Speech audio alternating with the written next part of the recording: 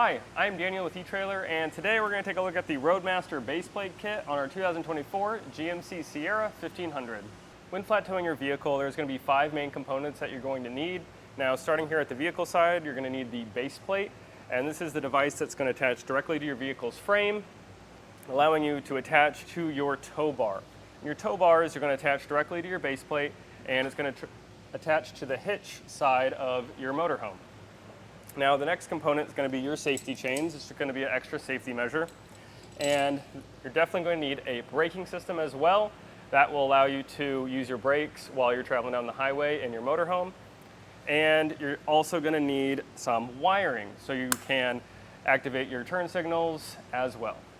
This is the Roadmaster base plate kit, so I would recommend getting a Roadmaster tow bar as well because all the fittings will match perfectly. But if you already have an existing tow bar and it's not a Roadmaster, then we do offer adapters so you can use this base plate with that as well. What's really nice about the Roadmaster base plate kit is it's actually going to sit in the same pocket your tow hook is going to be in. So when I take the arm off, it's actually going to have a really low profile look. The safety chain loop here is right below the opening for your arm of the base plate, and it can easily accept your Clevis style safety cable. If you have any further questions about what base plate kit or any of the other components you're going to need for your flat tow system, then please feel free to reach out to us at etrailer. We'd be happy to help. Now, as far as installation goes, this is pretty in-depth. You're going to have to take a lot of these components out. We had the Duramax diesel today, but I believe if you had the gasoline type, this is a lot easier installation. But if you have the diesel, I would highly recommend you check out our dealer locator. We can find a professional to get this done for you. But if you're looking to get it done yourself, then follow along and I'll show you how to do it. To start off, we're going to go ahead and remove this underbody panel, and there is going to be a zip tie attaching this hose. I'm just going to cut this and reattach this later. And now, using a 13mm socket, I'm going to remove 4 of these fasteners. It's going to be one up a little bit onto the actual frame.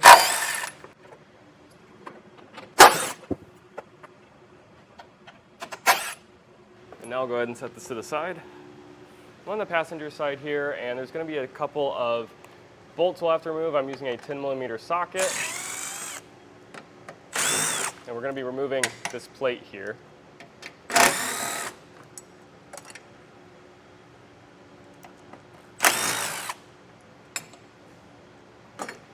And I'm going to do this on the driver's side as well.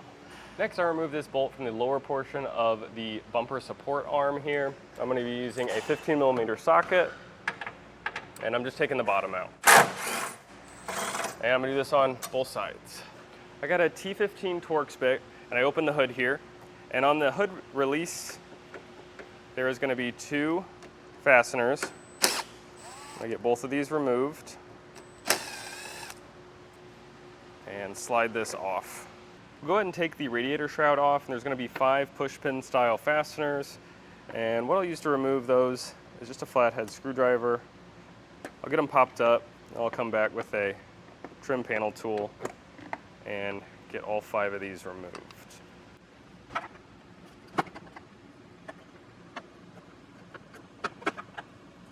And if the head does come out, no big deal. You can just simply put that back in, and we'll attach this after we've put our base plate on.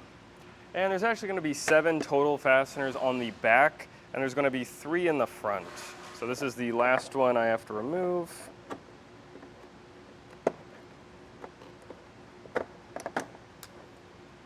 And with them all removed, you can lift this up and out of your way for now. We got 4 10mm bolts we have to remove here.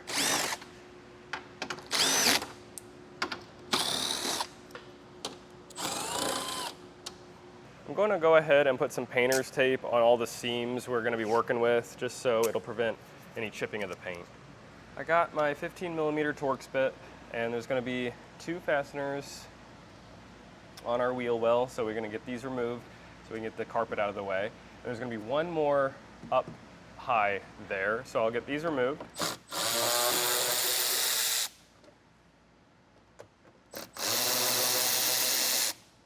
And I'll get that 3rd one removed as well.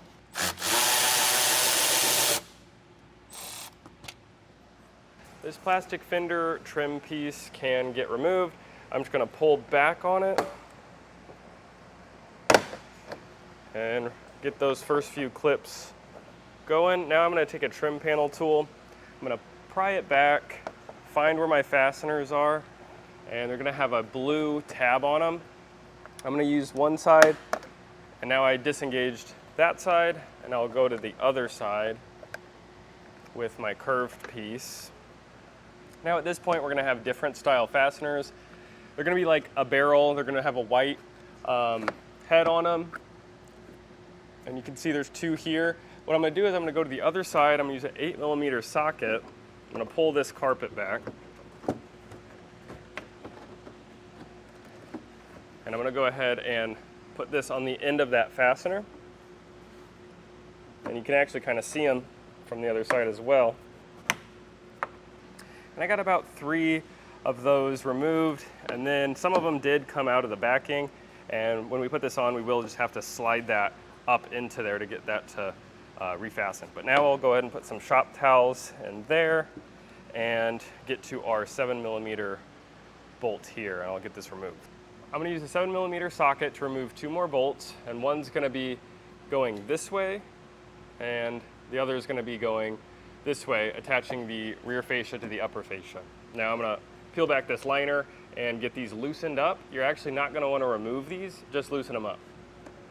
I'm up on top in the engine bay now, and this may be a little easier to get to, but there is a pocket where you can reach your arm in and get to these. So this is going to be the first one, and there's going to be one a little bit over here that you'll have to get to. And again, we'll just loosen them up. We can now remove the fascia. I got Scott over there helping me, and we're just going to pull out from where we took that 7mm bolt and get this fascia removed. If you're having trouble getting this off, it can be very tight. I'm just using a trim panel tool, and these clips here, I'm pushing down on the center so I can get this to release. Now we can set this in a safe spot. On either side there's going to be a 10mm bolt. I'll go ahead and get that removed on either side, and there's going to be one in the center.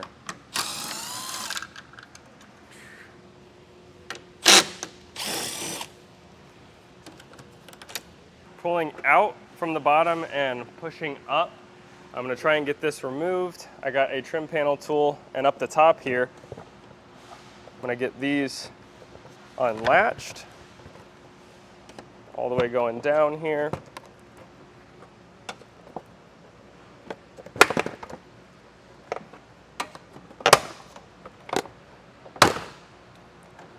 It's going to be a plug on the passenger side, and I'll go ahead and get this unplugged. I'm going to pull back on the red piece, push down on it, and get this disconnected. And on this side, there was a wiper fluid line for the front camera. What I did was I just clamped with some vice grips on that line so it's not going to leak out, and I depressed the sides and got this removed.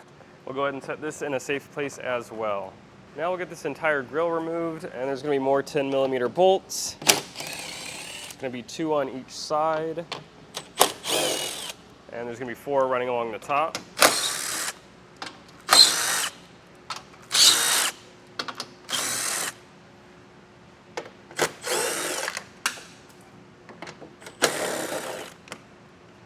There's going to be 1 more right here. It's almost in the center, offset to the driver's side, and I'll get this removed as well. And there's going to be 1 electrical connection, and that's going to be on the driver's side. So I will get this red tab up, press it down, and get this unplugged. And there's going to be another plug right below the first one. I'll do the same thing. Pull the tab out and get that unplugged as well. And now we can go ahead and lift the grill away and set this to the side. We removed all those components just so we could get to these 2 bolts here on either side. These are attaching our bumper to our frame. So again, go ahead and get these removed.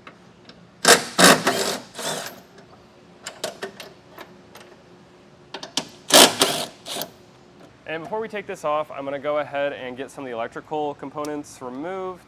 And there's going to be 1 on the passenger side. I just pulled back on that red tab.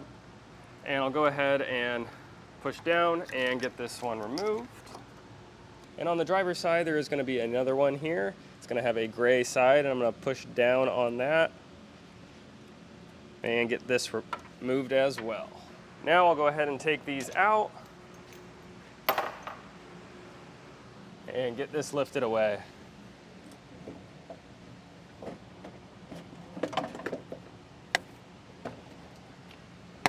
This is a lower shutter housing, and this is attached to the radiator. I'm going to use a flathead and get these clips pushed back and away from it. And so that's removed. With the back one's unfastened, you can pull this down and it should unclip the rest. It's going to be 4 push pin fasteners on top, and I'll go ahead and get a screwdriver and remove these.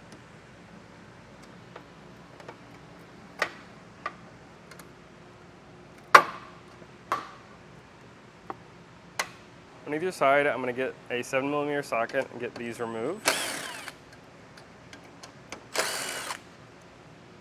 And the wire harness that we already unplugged has these fasteners to the frame, so I'm going to get these removed.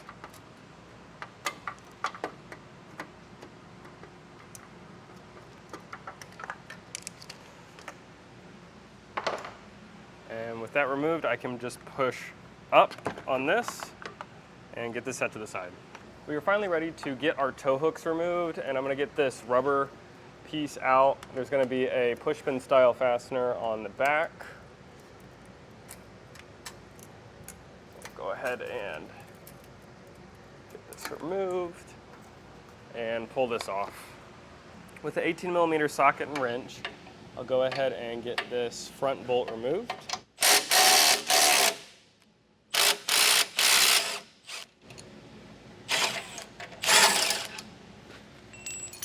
And the rear one I will also get removed.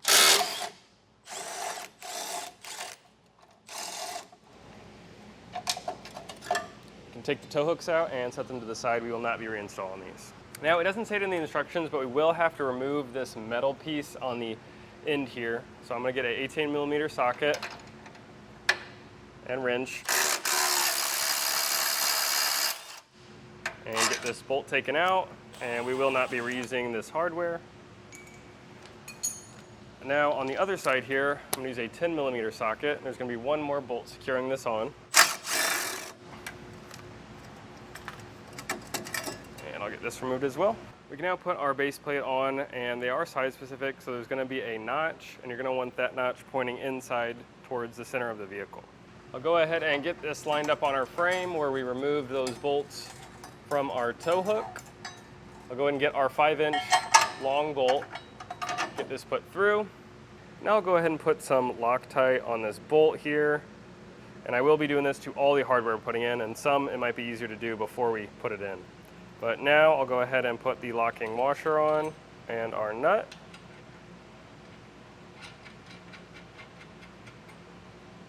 Take the other 5-inch bolt and put a washer on, and then I'll put it in this rearmost hole on our base plate. And before I push the bolt all the way through, I'm going to get the spacer that comes in the kit and put it between the base plate and the frame. Push the bolt all the way through. Put a washer, locking washer, and some Loctite on here. And then I'll get the nut on.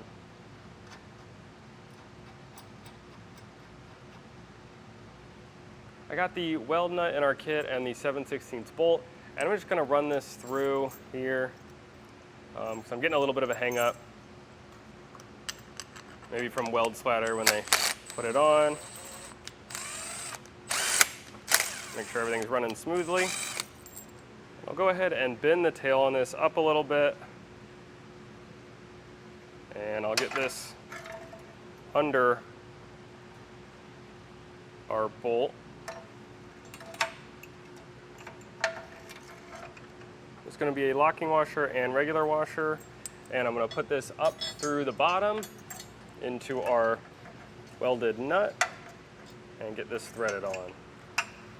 Now the last bit bit of hardware is going to get the locking washer and washer combo, and it'll come through the outside to the inside, and it's going to have a welded nut as well. This one's a little bit bigger. We'll go ahead and get this threaded on the inside as well. Now we're ready to tighten and torque everything down. And the first one I'm going to tighten is the one that's in the bottom, the 7/16 bolt.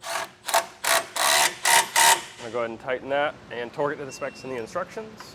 Now we can tighten all the 1/2" hardware down, just the 3 on the side here. Now we can cut our wires off on either side.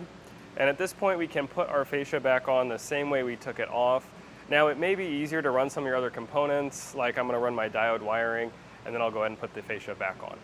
Now before we get our bumper on, this piece inside here is in the way of our base plate, so we do need to take this out. So there is a fastener on the back side. You can just push that out. Now I'll go to the back side of this. And there's just this metal fastener. You can just simply take that off and this will rotate out. And there is another fastener down here. There's a screw, but we're not going to be putting this back on, so I am just going to cut this off.